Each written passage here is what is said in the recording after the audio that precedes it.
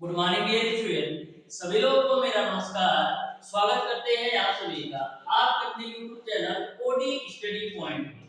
तो प्यारे दोस्तों, आज की क्लास में हम लोग स्टार्ट करेंगे फिजिक्स का चैप्टर नंबर 5, जिस चैप्टर का नाम है डियर स्टूडेंट बल आघूर्ण। आज की क्लास में डियर स्टूडेंट बल आघूर्ण चैप्टर को बहुत ही बेहतरीन तरीके से कवर करने वाले हैं। सबसे पहले डियर स्टूडेंट बल आघूर्ण के बेसिक कॉन्सेप्ट को थ्योरी पार्ट को बहुत ही बेहतरीन तरीके से हम लोग कवर करेंगे।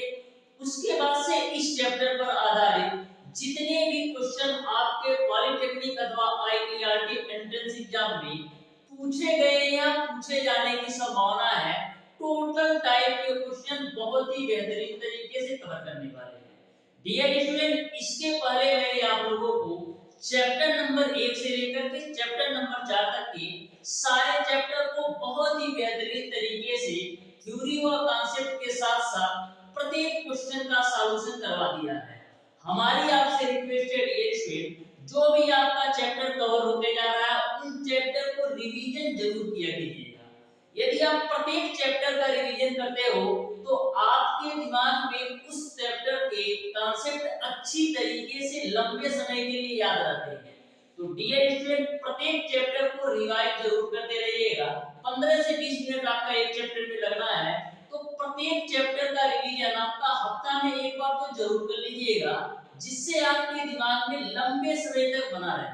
तो डियर स्टूडेंट, बहुत ही बेहतरीन तरीके से हम लोग आज की क्लास में बल आघूर्ण चैप्टर को कवर करने वाले हैं। आप ध्यान से प्रत्येक कॉन्सेप्ट को समझिएगा, बहुत ही बेहतरीन तरीके से सारी चीजों को हम लोग कवर करेंगे।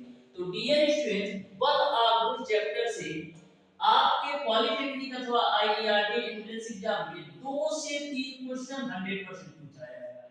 और डियर स्टूडेंट, जो आपका एक क्वेश्चन आता है वो दोलक से रिलेटेड होता है, और जो दूसरा क्वेश्चन आपका होता है बल आघूर्ण से रिलेटेड होता है। तो बहुत ही बेहतरीन तरीके से सारे कॉन्सेप्ट में क्रिस्टल और क्लियर करने वाला हूं।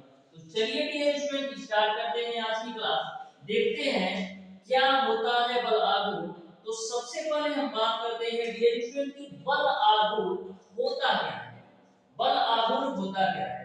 तो डियर स्टूडेंट, जो आपका बल आघूर्ण होता है, किसी भी बिंदु के परितः जो आपका बल आघूर्ण होता है, बल के परिमाण तथा बल की क्रिया रेखा की लंबवत दूरी के गुणनफल के बराबर होता है। यानी कि जो आपका बल आघूर्ण होता है डियर स्टूडेंट, बल के परिमाण F तथा बल की क्रिया रेखा की लंबवत दूरी d के गुणनफल के बराबर होता है। यानी कि हम क्या लिख सकते हैं? हम लिख सकते हैं डियर स्टूडेंट टाउ बराबर F इनटू का d। यानी कि जो आपका बल आघूर्ण होता है डियर स्टूडेंट, वो आपका बल के परिमाण F तथा बल की क्रिया रेखा की लंबवत दूरी के गुणनफल के बराबर होता है। इसी को हम बल आघूर्ण कहते हैं। डिफिनिशन में लिख सकते हो, किसी बिंदु के परितः बल आघूर्ण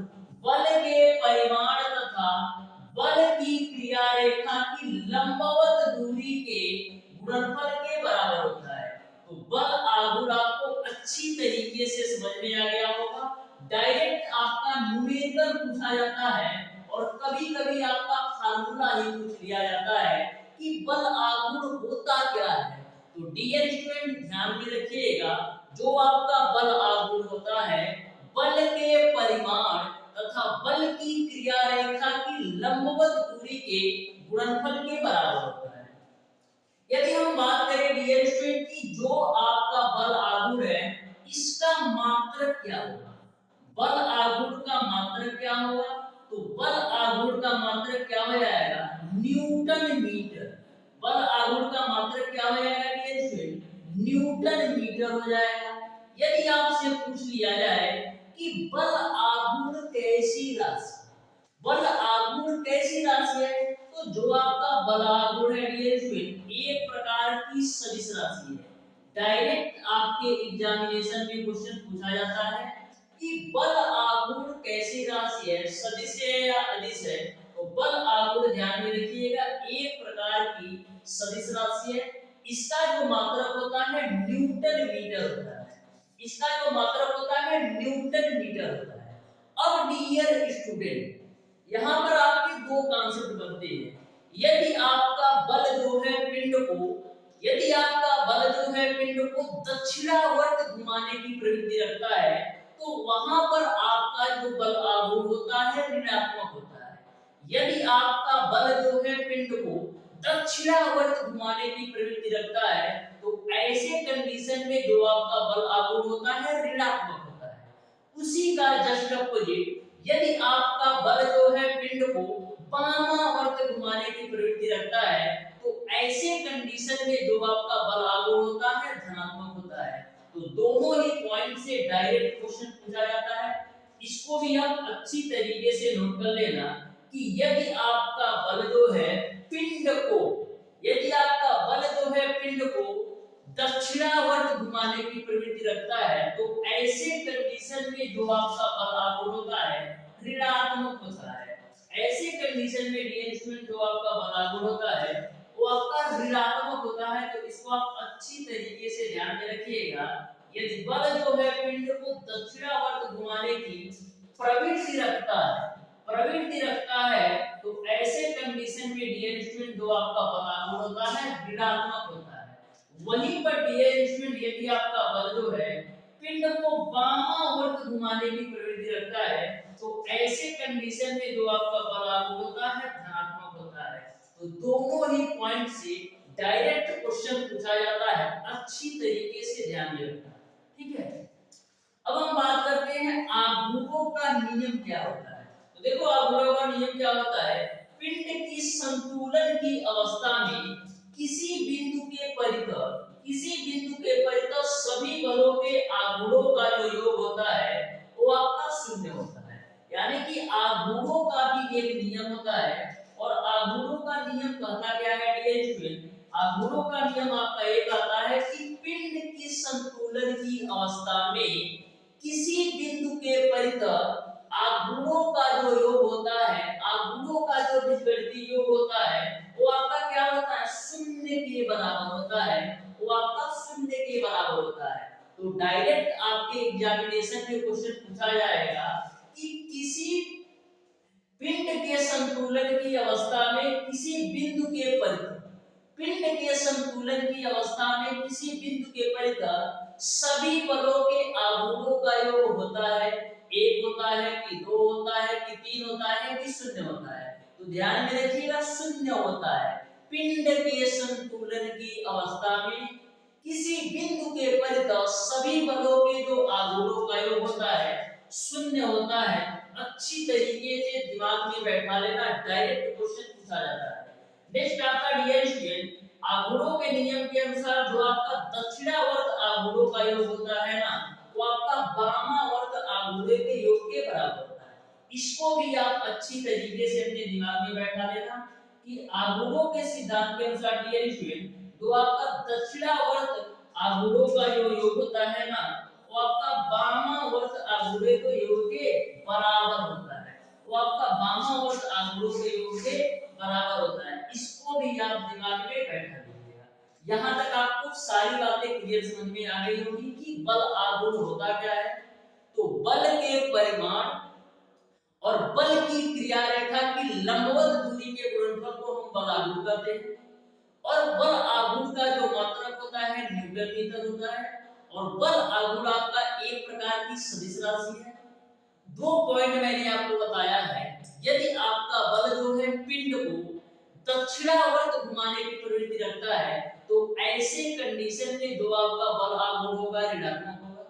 यदि आपका बल जो है पिंड को वामावर्त घुमाने की प्रवृत्ति रखता है, तो ऐसे कंडीशन में जो आपका बल आघूर्ण होगा धनात्मक होगा। मैंने आघूर्णों का नियम बताया है कि जो आघूर्णों के नियम के अनुसार जो आपका दक्षिणावर्त आघूर्णों का योग होता है वो आपका वामावर्त आघूर्णों के योग के बराबर होता है। ऐसा इसलिए होता है डियर स्टूडेंट क्योंकि पिंड के संतुलन की अवस्था में किसी भी बिंदु के परितः लगने वाले सभी बलों के जो आघूर्णों का योग होता है वो आपका क्या होता है, शून्य होता है। तो ये सारी बातें आपको अच्छी तरीके से समझ में आ गई होगी। नेक्स्ट हम आगे चलते हैं, ध्यान से सुनना। नेक्स्ट आपका है डियर स्टूडेंट की समांतर बल क्या होता है। तो बिल्कुल सिंपल सा डेफिनेशन समझ सकते हैं समांतर बल। तो समांतर बल होता क्या है? वे बल जिनकी क्रिया रेखाएं परस्पर समांतर होती है उन्हें हम समांतर बल कहते हैं। यानी कि ऐसे बल जिनकी क्रिया रेखाएं परस्पर समांतर होती हैं वे आपके क्या होते हैं? समांतर बल कहे जाते हैं। वे बल जिनकी क्रिया रेखाएं परस्पर समांतर होती हैं वे क्या कहलाते हैं? समांतर बल कहलाते हैं। अब डियर स्टूडेंट समांतर बल आपके दो प्रकार के होते हैं। एक आपका होता है समदिश समांतर बल, एक आपका होता है डियर स्टूडेंट समदिश समांतर बल, और दूसरा आपका होता है अदिश समांतर बल। दूसरा आपका होता है अदिश समांतर बल, समदिश समांतर बल। देखो नाम में ही इसका डेफिनेशन छुपा है, समदिश समांतर बल। तो वे बल जिनकी क्रिया रेखाएं समान तथा एक ही दिशा में होती हैं उन्हें हम समदिश समांतर बल कहते हैं। वे बल जिनकी क्रिया रेखाएं एक दूसरे के समांतर तथा एक ही दिशा में हों उन्हें हम समदिश समांतर बल कहते हैं। समदिश समांतर बल यानी कि दिशा आपका समान होगा और क्रिया रेखाएं एक दूसरे के समांतर होगी। तो ध्यान में रखिएगा, वे बल जिनकी क्रिया रेखाएं समांतर हो तथा एक ही दिशा में हो तो वे आपके समदिश समांतर बल कहे जाते हैं। इसका इस तरीके से आपका फिगर भी ड्रा कर सकते हो। जैसे आपका समदिश समांतर बल आपका किस तरीके से होगा, इस तरीके से मैं बना देता हूं, अच्छी तरीके से ध्यान से समझना। समदिश समांतर बल, ए मान लो आपका बल P है और ए आपका बल Q है। इसको मैं नाम दे देता हूं A पॉइंट है, इसको मैं नाम दे देता हूं डियर स्टूडेंट B पॉइंट है, और यहाँ पर आपका परिणामी लग रहा है जिसको मैं R नाम दे देता हूं और इसको मैं पॉइंट मान लेता हूं C। तो A आपका समदिश समांतर बल हो जाएगा क्योंकि इनकी जो क्रिया रेखाएं हैं एक दूसरे के समांतर है और जो बल है एक ही दिशा में है। देखो P बल भी नीचे की तरफ लग रहा है और Q बल भी नीचे की तरफ लग रहा है, तो A आपका समदिश समांतर बल हो जाएगा क्योंकि इनकी जो क्रिया रेखाएं हैं वो समांतर है और बल जो लग रहा है एक ही दिशा में लग रहा है, तो A आपका समदिश समांतर बल का एग्जांपल हो गया। यहां तक आपको क्लियर समझ में आ गया। समदिश समांतर बल में जो आपका परिणामी बल R होता है डियर स्टूडेंट ना, दोनों बलों के योग के बराबर होता है। समदिश समांतर बल में जो आपका परिणामी बल R होता है ना, वो आपका दोनों बलों के योग के बराबर होता है। इसको भी आप अच्छी तरीके से ध्यान से नोट कर लेना। यहाँ पर हम क्या लिख सकते हैं? हम लिख सकते हैं डियर स्टूडेंट P गुणे AC, P गुणे AC बराबर हम देख सकते हैं क्या? Q गुणे BC के रूप में। तो इसको आप अच्छी तरीके से नोट कर लेना। समदिश समांतर बल का यह फार्मूला होता है और समदिश समांतर बल का जो परिणामी R होता है दोनों बलों के योग के बराबर होता है। तो समदिश समांतर बल आपको अच्छी तरीके से समझ में आ गया होगा। अदिश समांतर, तो देखो अदिश समांतर बल, अदिश समांतर बल का क्या? जिनकी क्रिया रेखाएं समांतर तथा दिशा विपरीत, जिनकी क्रिया रेखाएं डियर स्टूडेंट समांतर हो लेकिन दिशा विपरीत हो वे आपके अदिश समांतर बल कहे जाते हैं। अदिश यानी कि दिशा उनका समान नहीं होगा। अदिश यानी नाम से ही पता चल रहा है कि दिशा समान नहीं होगा। तो ध्यान में रखिएगा, वे बल जिनकी क्रिया रेखाएं समांतर हो तथा एक दूसरे के विपरीत दिशा में हो तो वे आपके अदिश समांतर बल कहे जाते हैं। जैसे मैं इस तरीके से इसका भी फिगर बना देता हूं तो आपको अच्छी तरीके से क्लियर समझ में आ जाएगा। अदिश समांतर बल का देखो फिगर कैसे हम बनाते हैं।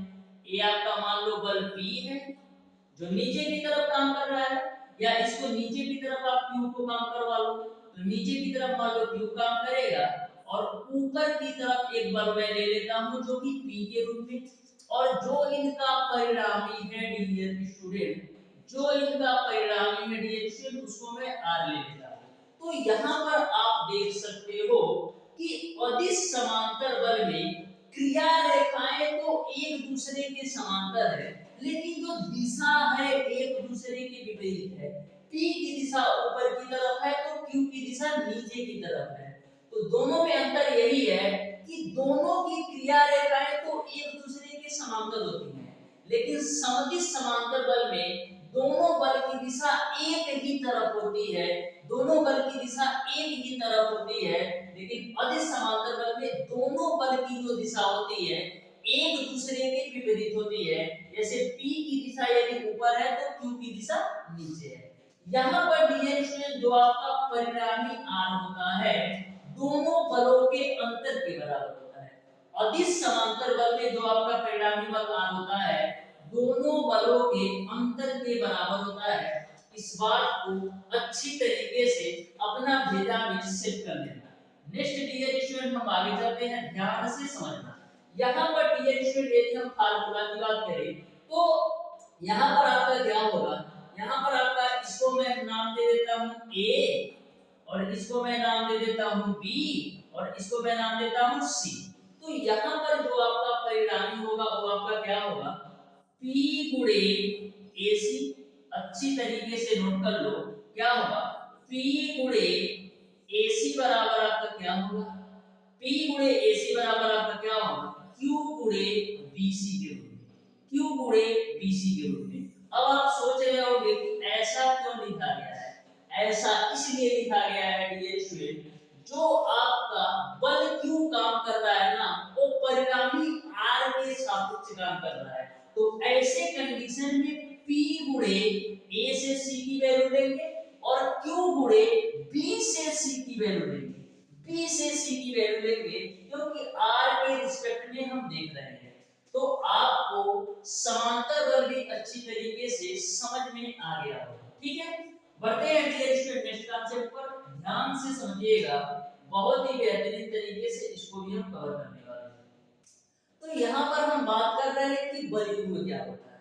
तो देखो बलयुग्म का सिंपल सा कॉन्सेप्ट है कि दो समान बल एक दूसरे के विपरीत दिशा में लगे होते हैं तथा उनकी क्रिया रेखाएं एक दूसरे के सीध में नहीं होती हैं। जैसे मैं फिगर ड्रा करूं तो इस तरीके से हम फिगर ड्रा कर सकते हैं। जैसे मैं फिगर ड्रा करूं डियर स्टूडेंट तो हम इस तरीके से फिगर ड्रा कर सकते हैं। जैसे मैंने एक लाइन खींच दिया तो दो समान बल होंगे, यानी कि यह भी बल आपका मान लो इसको मैं बल मान लेता हूं P है और इसको मैं बल मान लेता हूं Q है, लेकिन दोनों जो है समान बल है, यानी कि P का जितना का बल है उतना ही बल Q का भी है, यानी कि दो समान बल होंगे लेकिन इनकी जो दिशा होगी एक दूसरे की क्या होगी, इनकी जो दिशा होगी डियर स्टूडेंट एक दूसरे के विपरीत होगी और इनकी जो क्रिया रेखाएं होंगी ना डियर स्टूडेंट इनकी जो क्रिया रेखाएं होंगी एक दूसरे के सीधे में नहीं होगी। ये आपका बलयुग्म होता है। तो ध्यान में रखिएगा दो बराबर तथा विपरीत समांतर बलों के जोड़ों को जिनकी क्रिया रेखाएं एक सीध में नहीं है बलयुग्म कहलाता है।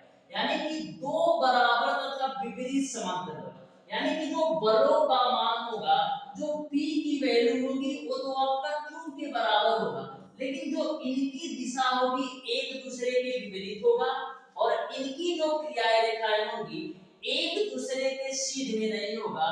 ये आपका बलयुग्म कहलाता है। अब डियर स्टूडेंट मैं मान लेता हूं कि दोनों बलों के जो बीच की दूरी है, मैं मान लेता हूं डियर स्टूडेंट कि जो दोनों बलों के बीच की दूरी है वो आपका d है। तो दोनों बलों के जो बीच की दूरी होती है इसको हम बलयुग्म की भुजा कहते हैं। अच्छी तरीके से दिमाग में बैठा लेना, दोनों बलों के बीच की जो दूरी होती है ना इसे हम बलयुग्म की भुजा कहते हैं। तो यहाँ से डियर स्टूडेंट यदि आप बलयुग्म का फार्मूला निकालना चाहोगे, यहाँ से डियर स्टूडेंट यदि आप बलयुग्म का फार्मूला निकालना चाहोगे तो बलयुग्म बराबर आपको निकलेगा बल गुणे दोनों बलों के बीच की दूरी d। तो इसको भी आप अच्छी तरीके से दिमाग में बैठा लेना कि जो आपका बलयुग्म होता है वो आपका बल गुणे दोनों बलों के बीच की लंबवत दूरी के गुणनफल के बराबर होता है। तो तो यह भी आपको अच्छी तरीके से समझ में आ गया होगा कि बलयुग्म होता क्या है। कुछ नहीं है डियर स्टूडेंट कि दो समान बल होंगे, लेकिन उनकी जो दिशा होगी एक दूसरे के विपरीत होगी और क्रिया रेखाएं एक दूसरे के सीध में नहीं होगा, वो बलयुग्म होता है। और दोनों बलों के जो बीच की दूरी होती है उसे हम बलयुग्म की भुजा कहते हैं। तो ऐसे कंडीशन में जो आपका बलयुग्म होता है, बल गुणे दोनों बलों के बीच की दूरी बोल लो या क्रिया रेखा की लंबवत दूरी के गुणनफल के बराबर होता है। डायरेक्ट क्वेश्चन पूछा जाता है। यहां पर भी डियर स्टूडेंट यदि आपका दक्षिणावर्त है, यदि आपका दक्षिणावर्त है तो जो आपका बलयुग्म है वो आपका ऋणात्मक होगा। सेम कंडीशन है, यदि आपका दक्षिणावर्त है तो बलयुग्म जो है वो आपका ऋणात्मक होगा। यदि आपका वामावर्त है डियर स्टूडेंट तो जो आपका बलयुग्म होगा वो आपका धनात्मक होता है। इसको भी अपने भेजा में सेट कर लेना, ठीक है। यहां तक आपको क्लियर सारी बातें अच्छी तरीके से समझ में आ गई। अब नेक्स्ट कॉन्सेप्ट पर हम चलते हैं, ध्यान से समझना उत्तोलक, समझ लो तराजू, ठीक है। तो जो आपका एक उत्तोलक होता है ना डियर स्टूडेंट, एक प्रकार की सीधी अथवा मुड़ी हुई छड़ होती है, एक प्रकार की सीधी अथवा मुड़ी हुई छड़ होती है जो एक बिंदु के परिधि में चारों तरफ घूम सकती है। तो इस बात को अच्छी तरीके से ध्यान में रखना कि जो आपका उत्तोलक होता है एक प्रकार की सीधी अथवा मुड़ी हुई छड़ होती है जो एक बिंदु के परिधि में चारों तरफ घूम सकती है। ये मान लो ए एक बिंदु है, इस बिंदु के चारों तरफ ये घूम सकती है, तो ए आपका क्या होता है, उत्तोलक होता है। ये बात आपको क्लियर समझ में आ गया होगा। अब डियर स्टूडेंट उत्तोलक के कंडीशन में आपका यांत्रिक लाभ निकालने के लिए कभी-कभी आपके एग्जामिनेशन में पूछा जाता है। तो उत्तोलक के कंडीशन में जो आपका यांत्रिक लाभ होता है, जो आपका डियर स्टूडेंट यांत्रिक लाभ होता है वो आपका किसके बराबर होता है, यांत्रिक लाभ जो आपका होता है डियर स्टूडेंट वो आपका बराबर होता है भार बटे का आयास। तो इसको भी आप दिमाग में बैठा लीजिएगा कि उत्तोलक का जो यांत्रिक लाभ होता है वो आपका भार बटे का आयास के बराबर होता है। उत्तोलक का जो यांत्रिक लाभ होता है वो आपका भार बटे का आयास के बराबर होता है। अब उत्तोलक डियर स्टूडेंट तीन प्रकार के होते हैं। उत्तोलक जो आपके होते हैं तीन प्रकार के होते हैं, प्रथम वर्ग का उत्तोलक, द्वितीय वर्ग का उत्तोलक और तृतीय वर्ग का उत्तोलक। तो तीनों ही उत्तोलक को बहुत ही बेहतरीन तरीके से हम लोग कवर करने वाले हैं। तो चलिए डियर स्टूडेंट हम पढ़ते हैं प्रथम वर्ग के उत्तोलक। तो ध्यान से समझना कि प्रथम वर्ग का उत्तोलक क्या है। तो देखो उत्तोलक में तीन चीजों को ध्यान में रखना है, एक आपका भार होता है, एक आपका आयास होता है और एक आपका आलम्ब होता है। भार, आयास और आलम्ब। तो जो आपका प्रथम वर्ग का उत्तोलक होता है डियर स्टूडेंट, इसमें आलम्ब के एक ओर भार होता है और दूसरी तरफ आयास होता है।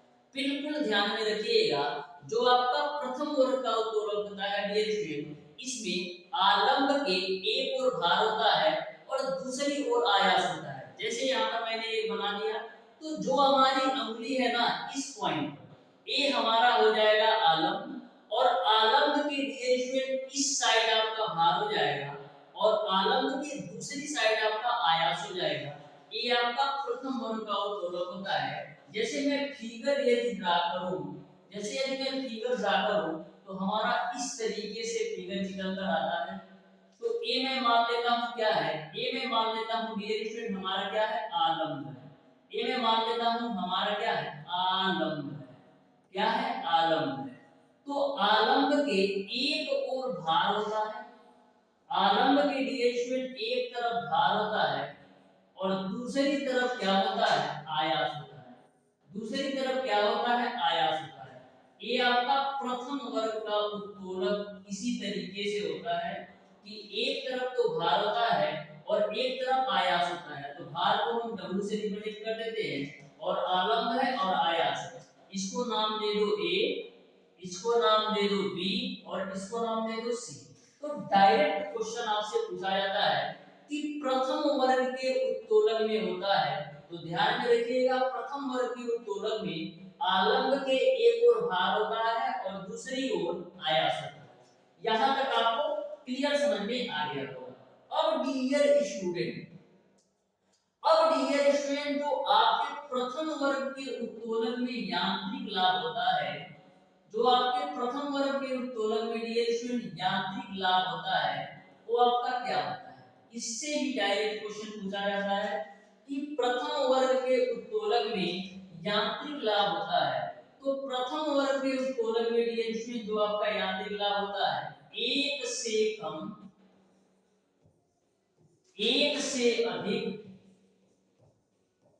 या एक के बराबर होता है, या एक के बराबर होता है। तो अच्छी तरीके से ध्यान में रख लेना, डायरेक्ट क्वेश्चन पूछा जाता है कि प्रथम वर्ग के उत्तोलक में यांत्रिक लाभ होता है, तो प्रथम वर्ग के उत्तोलक में जो यांत्रिक लाभ होता है एक से कम भी हो सकता है, एक से अधिक भी हो सकता है और एक के बराबर भी हो सकता है। तो तीनों चीजें आपको अच्छी तरीके से ध्यान में रखना है। यहाँ तक आपको सारी बातें समझ में आ गया होगा। यहाँ तक डियर स्टूडेंट आपको सारी बातें अच्छी तरीके से समझ में आ गया होगा। अब डियर स्टूडेंट इसका जो एग्जांपल है वो आपका पूरा हो गया, यानी कि तो तराजू तोड़ते हो तो बीच में पकड़कर तोड़ते हो ना, तो जो बीच में पकड़ते हो ना रस्सी, ये आपका आलम हो गया और एक तरफ आपका भार हो जाता है और एक तरफ आपका आयास हो जाता है। तो जो आपका तराजू पहले यूज होता था, अब तो आपका डिजिटल वेट मशीन आ गया है, तो आपका पहले तराजू यूज होता था वो आपका एक प्रकार का प्रथम वर्ग का उत्तोलक का एग्जांपल है कि यहाँ पर पकड़ ली रस्सी और एक तरफ भार डाल दिया और एक तरफ आयास डाल दिया, तो जो आपका तुला होता है वो आपका क्या है? प्रथम वर्ग का उत्तोलक का एग्जांपल है। उसी प्रकार से जो आपकी कैंची है ये भी आपका प्रथम वर्ग का उत्तोलक का एग्जांपल है।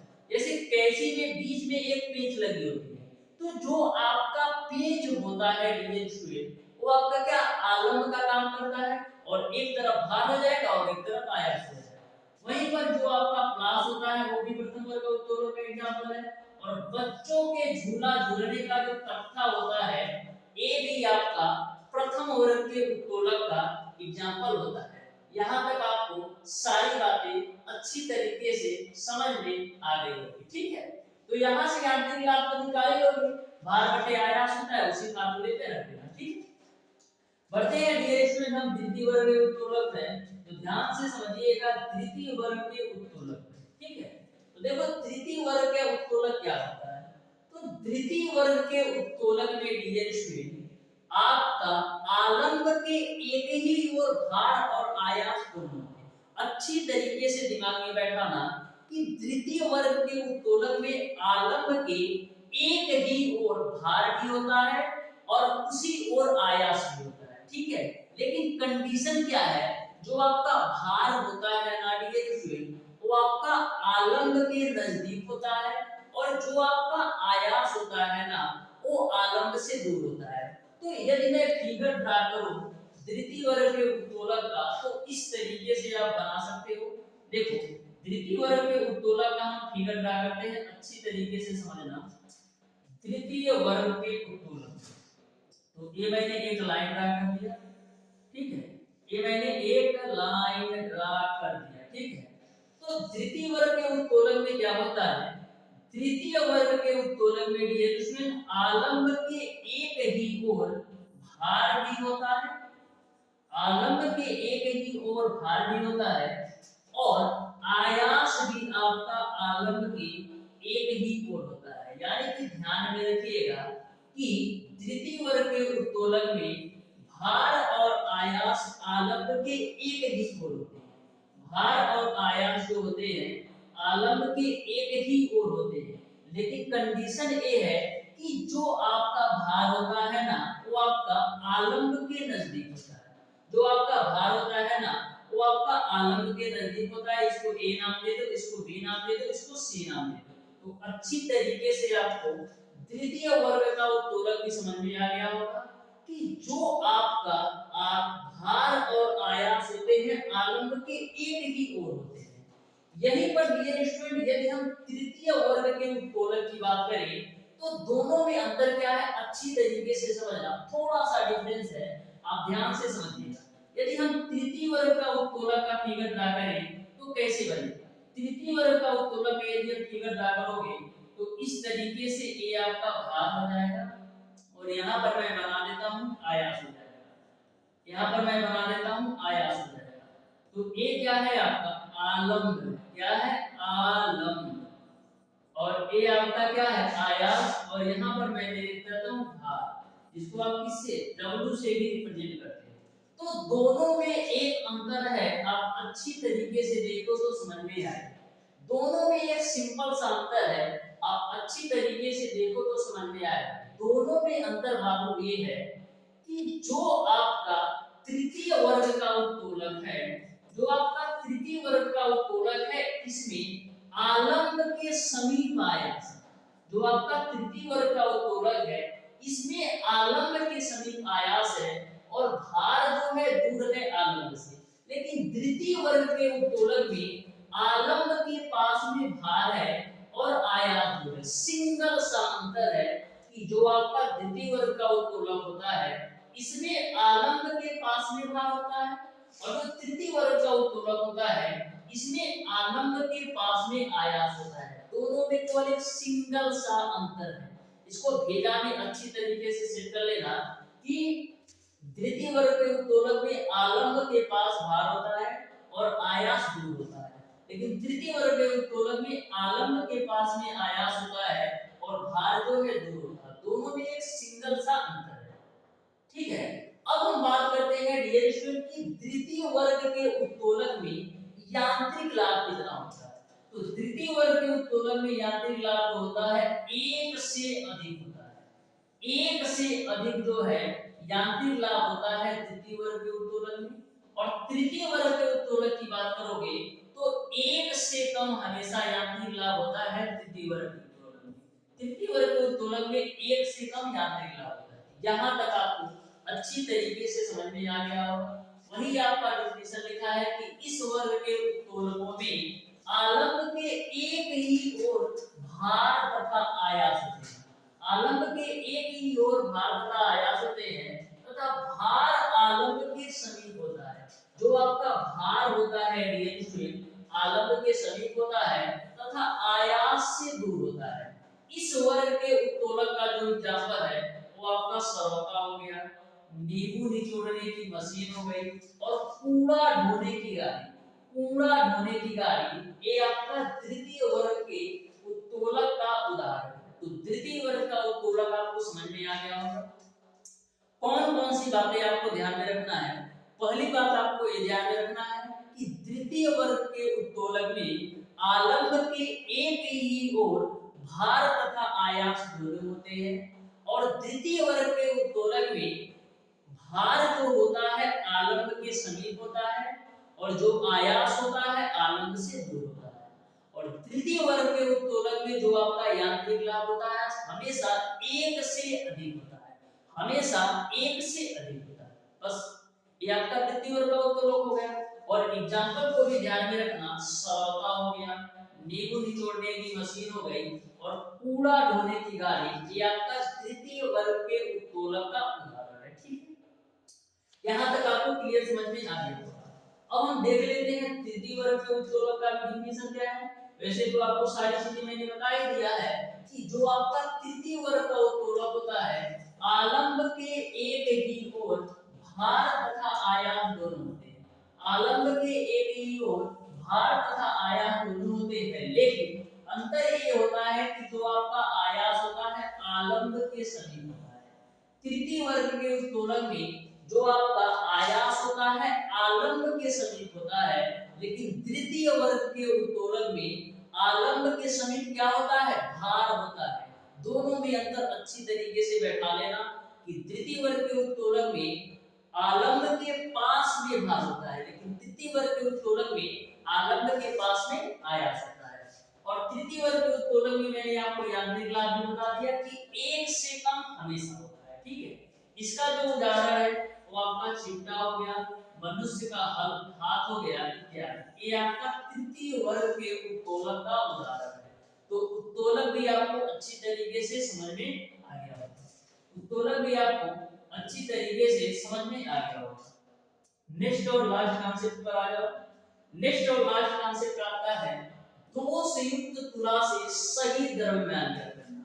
तो दो संयुक्त तुला से सही द्रव्यमान कैसे ज्ञात करते हैं, इसके बारे में आप दो कंडीशन बनता है। पहला कंडीशन ये बनता है कि जब पलड़ों का भार जो है समान ना हो तब क्या होगा, और जब तुलाओं की भुजाएं बराबर ना हो तब क्या होगा। तो ध्यान से समझना, जब पलड़ों का भार समान ना होना तो करेंगे क्या? जब पलड़ों का भार समान ना होना तो शुद्ध द्रव्यमान निकालने के लिए हम करेंगे क्या? सबसे पहले हम लोग क्या करेंगे, वेट निकालेंगे। पलड़ों का जब भार समान नहीं होगा तो सबसे पहले हम W1 और W2 की वैल्यू निकाल लेंगे, दोनों पलड़ों पर वेट करेंगे। जब पलड़ों का भार समान नहीं होगा ना तो हम क्या करेंगे, दोनों पलड़ों पर अलग अलग भार W1 तथा W2 के रूप में निकाल लेते हैं। उसके बाद से आपका जो शुद्ध द्रव्यमान होता है, उसके बाद से जो आपका शुद्ध द्रव्यमान होता है वो आपका किसके बराबर होता है, जो आपका शुद्ध द्रव्यमान होता है वो आपका W1 plus W2 divided by 2 के बराबर होता है। W1 plus W2 divided by 2 के बराबर होता है। तो इसको भी आप अच्छी तरीके से नोट कर लेना कि जब पलड़ों का भार समान ना हो तो हम क्या करेंगे, दोनों पलड़ों का अलग अलग वेट करके अलग अलग तौल करके W1 और W2 निकालेंगे।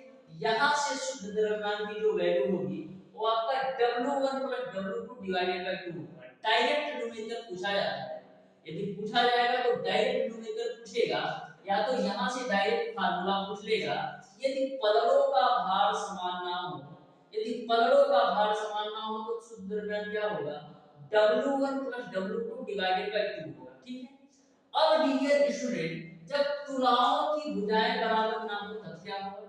तो यदि आपकी तुलाएं की भुजाएं बराबर ना हो ना तो मैं मान लेता हूं कि जो आपका भार है W1 और W2 के रूप में है, तो ऐसे कंडीशन में जो आपका शुद्ध द्रव्यमान होता है, ऐसे कंडीशन में जो आपका शुद्ध द्रव्यमान होता है डियर स्टूडेंट, वो आपका रूट ओवर W1 गुणे W2 होता है। इसको भी आप दिमाग में बैठा लेना, इसको भी आप डियर स्टूडेंट दिमाग में बैठा लेना कि जब तुलाओं की भुजाएं बराबर ना हो तो ऐसी कंडीशन में जो शुद्ध द्रव्यमान होता है रूट ओवर W1 गुणे W2 होता है। ठीक है। तो सारी बातें आपको अच्छी तरीके से समझ में आ गई होंगी, क्योंकि मैंने बहुत ही बेहतरीन तरीके से प्रत्येक टॉपिक के प्रत्येक कॉन्सेप्ट को बताने का प्रयास किया है। फिर भी यदि आपको ऐसा लगता है कि किसी भी कॉन्सेप्ट को, किसी भी थ्योरी पार्ट में आपको किसी भी प्रकार का डाउट और कंफ्यूजन हो तो आप हमें कमेंट बॉक्स में कमेंट करके जरूर बताइएगा। मिलते हैं नेक्स्ट क्लास में, तब तक के लिए